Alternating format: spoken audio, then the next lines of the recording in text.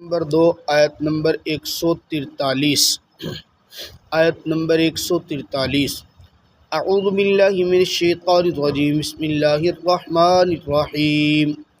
قد نرى تقلب وجهك في السماء فلنولينك قبلة ترضاها فول وجهك شطر المسجد الحرام وحيث ما كنتم فولوا وجوهكم شطرة وإن الذين أوتوا الكتاب ليعلمون أنه الحق من ربهم وما الله بغافل عما يعملون قد نرى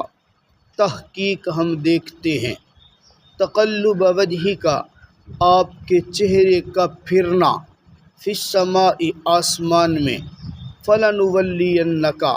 پس ہم ضرور بھی ضرور پھیر دیں گے قبلتن آپ کے قبلے کو، ایسے قبلے کو ترضاہا جس کو آپ پسند کرتے ہیں، فولی وجہ کا پس پھیریے اپنے چہرے کو، شطر المسجد الحرام مسجد حرام کی جانب، وحیث ما کنتم جہاں کہیں تم ہو، فولو وجوہکم شطرا پس تم پھیرنا اپنے چہرے کو اسی مسجد حرام کی جانب، وَإِنَّ الَّذِينَ أُوتُوا الْكِتَابَ بے شک وہ لوگ جو دیے گئے کتاب، لَيَعْلَمُونَ البتہ وہ جانتے ہیں، أَنَّهُ الْحَقُّ مِن رَبِّهِمْ کہ بے شک وہی قبلہ حق ہے ان کے رب کی جانب سے، وَمَا اللَّهُ بِغَافِلٍ عَمَّا يَعْمَلُونَ اور اللہ نہیں ہے غافل اس سے جو وہ عمل کرتے ہیں۔ تحویل قبلہ کے متعلق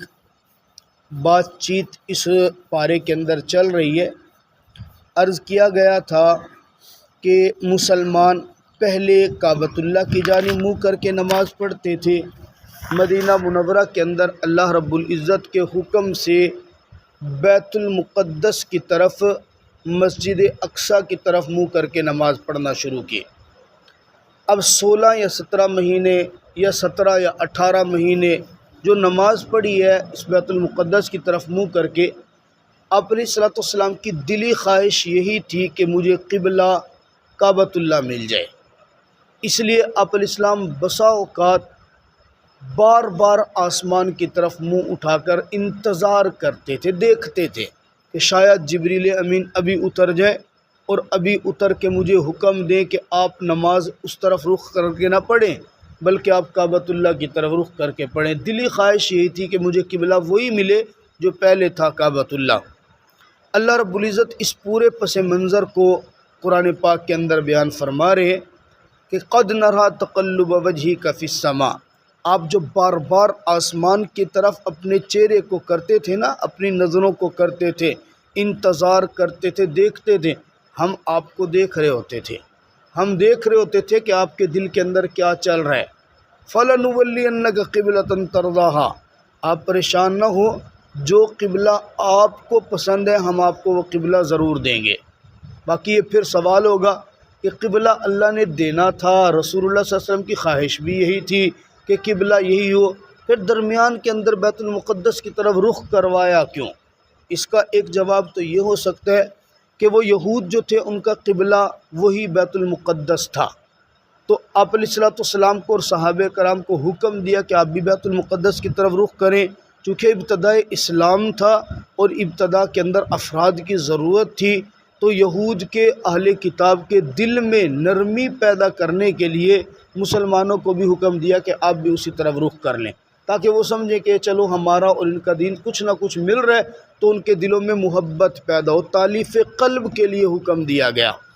دوسرا مقصد وہی جو کل ہم نے درس کے اندر پڑھا تھا کہ اللہ رب العزت نے حکم کیوں دیا؟ تاکہ میرا رب پہچان لے کہ اس آزمائش کے اندر پورا کون اترتا ہے۔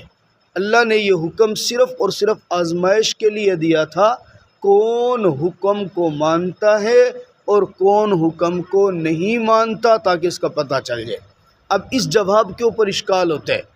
بھئی اللہ تو ہر چیز کو جاننے والے، ان اللہ علیم بذات الصدور، رب تو سینوں کے بھید کو جانتے ہیں،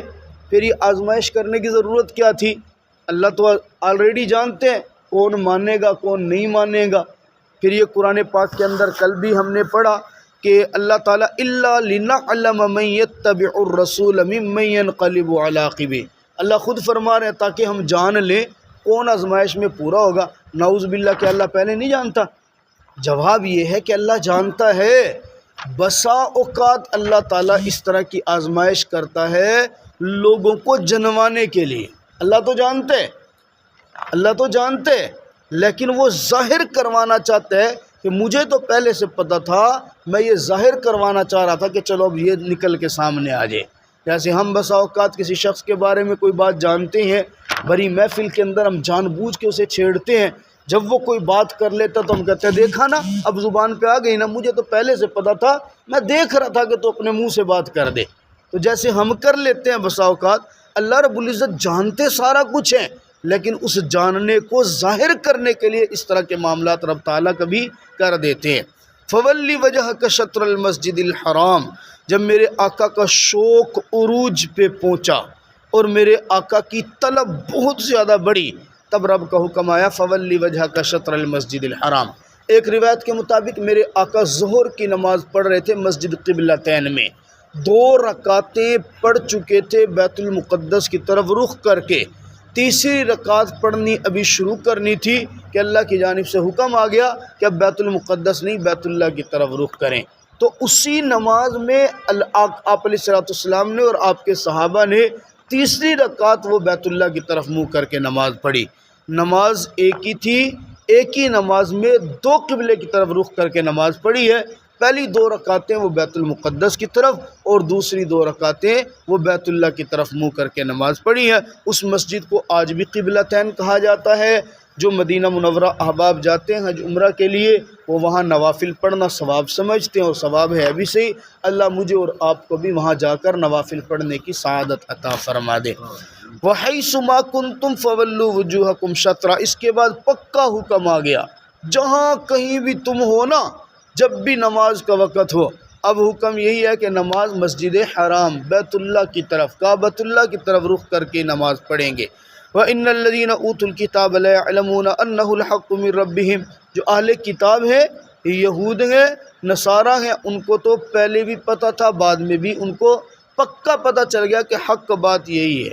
مسلمانوں کے لیے سچی بات یہی ہے کہ ان کا قبلہ کعبۃ اللہ ہے۔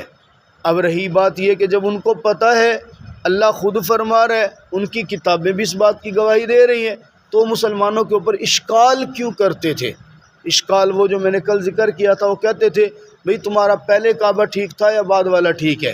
اگر بیت المقدس کی طرف رخ کر کے نماز پڑھنا ٹھیک تھا تو جو درمیان میں لوگ فوت ہو گئے اس عرصے میں ان کا کیا بنے گا؟ یہ اشکال کیوں کرتے ہیں؟ اس کا جواب وہی ہے جو ہم سورہ بقرہ کے شروع سے سنتے آ رہے ہیں، یہ صرف ان کی ضد اور ہٹ دھرمی تھی۔ مسلمانوں سے حسد اور بغض تھا،